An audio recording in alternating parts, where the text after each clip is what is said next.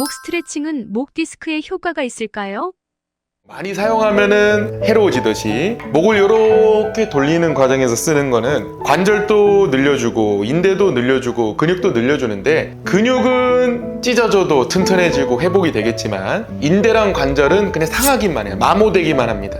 부서지고 나중에 회복되면서 우리 몸이 염증 반응을 일으키고 회복할 때 일부는 칼슘이라고 하는 물질이 침착되는데 그때 석회화를 만들기도 해요. 그래서 실제로 진료를 보다 보면은 관절면이 이렇게 매끈하지 않고 덕지덕지 분필 바른 것처럼 뭐가 굳어있는 형상으로 보이는 환자들이 있는데, 그런 사람들은 전부 다 석회화가 진행된 겁니다. 목 스트레칭을 근육을 목적으로 한다면 해도 됩니다. 목 디스크와 목에 있는 관절의 행복을 위해서는 굳이 할 필요는 없습니다. 목 디스크를 예방하기 위해서는 베개를 안 쓰는 게 좋을까요?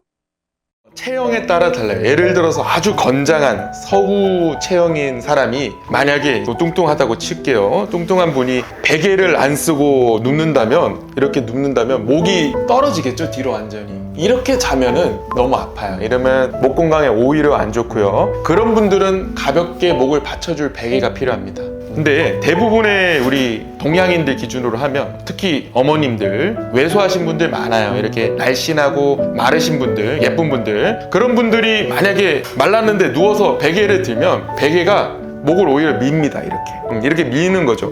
그래서 요거를 베개라고 치면, 받치면 목은 오히려 거북목을 유발하는 거죠. 이렇게 되면 좋은 자세는 아니에요. 그래서 베개가 높이가 어느 정도가 적당하다라는 정답은 없는데, 이거는 사람 체형에 따라 맞춰야 되고 기본적인 원리는 그겁니다. 그렇다면 여러 베개 중에 어떤 베개를 쓰는 게 좋을까요?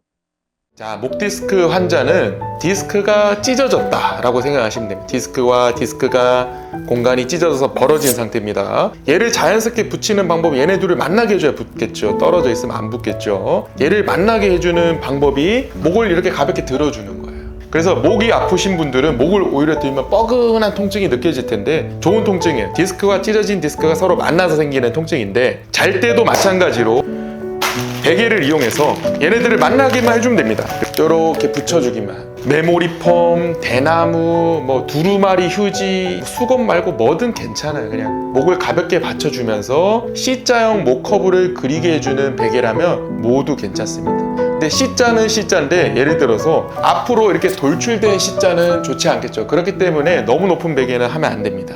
그래서 대부분의 우리나라 사람들한테는 머리는 받치지 말고 목만 받치는 베개를 추천드립니다. 목 디스크 환자는 허리 디스크까지 걸릴 확률이 높은가요? 목과 허리는 이어져 있습니다. 이어져 있고, 그리고 우리는 인간이기 때문에 직립보행을 하게 되죠. 걸어 다니면. 걸어 다닐 때 머리의 무게중심을 이었을 때 이 고관절에 위치해야 우리가 지팡이를 들거나 유모차를 끌거나 이렇게 안 걷고 그냥 편안하게 걸을 수 있어요. 예를 들어 거북목이 있는 사람이라면 목은 앞에 있겠죠. 그러면 허리가 균형을 잡으려면 허리는 오히려 앞으로 좀 가줘야 됩니다. C자처럼 활처럼 변하는 거죠. 근데 제일 좋은 목과 허리는 S자입니다. S자. 목은 뒤로, 흉추는 앞으로, 그 다음 요추는 다시 뒤로 해서 이 S자 만곡을 유지해줘야 되는데, 거북목이 있다라고 하면 대부분 허리도 확인을 해보면 허리가 S자가 아니고 일자거나 오히려 굽어 있는 경우들이 있습니다. 척추의 정렬이 제일 중요하기 때문에 목 디스크가 있는 사람은 허리 디스크가 있다.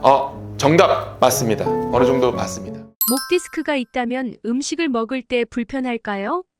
우리 햄버거 생각하시면 됩니다. 햄버거 패티가 있고 빵이 이렇게 얹어져 있죠. 빵 패티. 그러면 이제 먹다 보면은 패티가 어딘가에 흐르잖아요. 바깥으로 나가는 애들도 있고, 어떨 때는 앞으로도 오고 뒤로도 나가고. 근데 디스크도 햄버거 패티라 생각하시면 됩니다. 얘가 뒤로 나가면 신경을 누르니까 병원을 빨리 오겠죠. 아프니까. 근데 얘네들이 또 앞으로 나갈 수가 있어요. 앞에는 뭐가 있냐면 숨 쉬는 기도가 있고, 그 다음에 음식을 먹는 식도가 있습니다. 그래서 앞으로 나갈 때 우리 몸이 회복을 하는데, 아까 전에 말씀드렸듯이 회복을 할 때 칼슘이라는 물질을 침착하는 경우들이 있어요. 그래서 침착된 칼슘은 석회화를 만드는데, 그 석회화 정도가 심해지면 음식을 삼킬 때 자꾸 걸리는 거죠. 디스크에 의해서. 그리고 말랑말랑한 디스크가 아니고 오히려 딱딱한 석회화된 병변이기 때문에 자꾸 목이 걸린 듯한 느낌을 받아서 실제로 요것 때문에 수술하시는 분도 있습니다. 목이 두꺼운 사람은 목 디스크 걸릴 확률이 낮은가요?